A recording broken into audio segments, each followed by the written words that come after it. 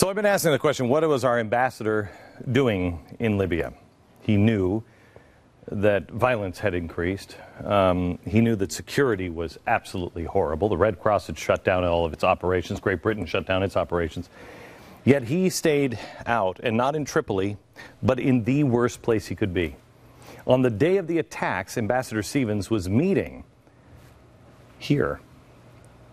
With whom? What was going on?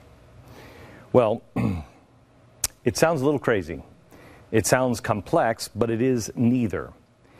Let me see if I can break it down. President Obama was friendly to this guy, Muammar Gaddafi, in Tripoli. But things changed and realized he had to go. There were a couple of ways he could achieve that goal. You can either use the might of the American military and gather an international coalition to help, or in the Middle East, the thinking is the enemy of my enemy is my friend. So make buddies with those people who hate Gaddafi just as much and pay them to do the dirty work for him. So he did that. And there were other people that wanted Gaddafi out. And we decided to work with them. Al-Qaeda. This is the people that the media routinely called the Libyan opposition. We told you when we were at Fox, this is not good. These guys are Al-Qaeda. They weren't made up solely of freedom-fighting Thomas Jeffersons. The opposition was made up of several Islamic terrorist organizations, including Al-Qaeda, and of course the Libyan Islamic, I think this one is Hamas, is it not? Or Hezbollah, and then the Libyan Islamic Fighting Group, which was headed by this guy. Now, like I said, we reported, and everybody reported the Al-Qaeda links, widely reported at the time. But the decision was made, support the opposition forces. But we needed a point man. Well, in March 2011, Ambassador Stevens became the point man for Barack Obama, the official liaison to this terror-linked opposition. They worked directly with each other. In fact, they worked directly with this guy. They were partners in it. His name is Belhaj. Well, we helped him get weapons, and then Gaddafi got dragged around the streets, and he was gone. Now, later that year, according to the Telegraph, Belhaj met with somebody else, and he met here in Syria, the Free Syrian Army. They needed weapons in Syria. Well, he didn't actually meet in Syria, he met here, and this is important to meet in Turkey. They talked about getting supplied with weapons, and it was one shipment that we know of, over 400 tons of weapons, which included surface-to-air anti-aircraft missiles and RPGs and rocket-propelled grenades, and they put it on a ship. You'll never guess where that ship came from. Benghazi, where the ambassador had been running guns.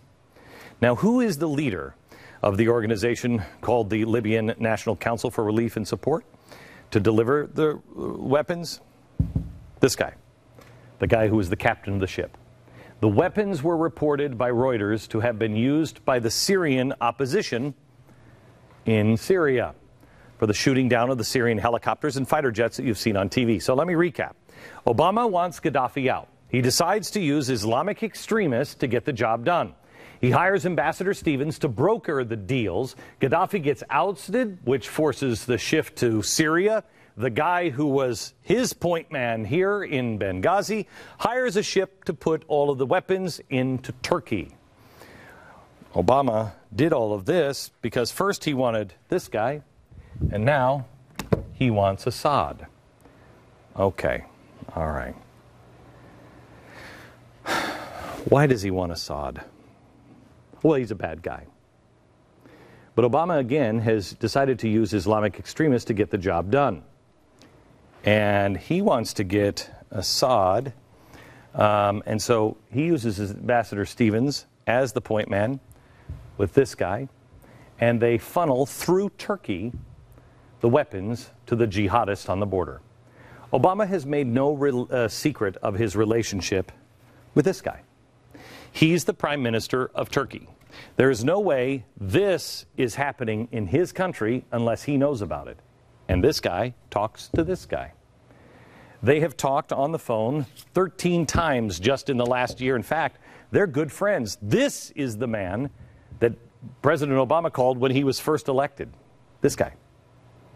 The New York Times reported back in June that a small number of CIA officers are operating secretly in Turkey, helping allies decide which Syrian opposition fighters across the border will receive arms to fight the Syrian army. Do you know who he chose to funnel the weapons?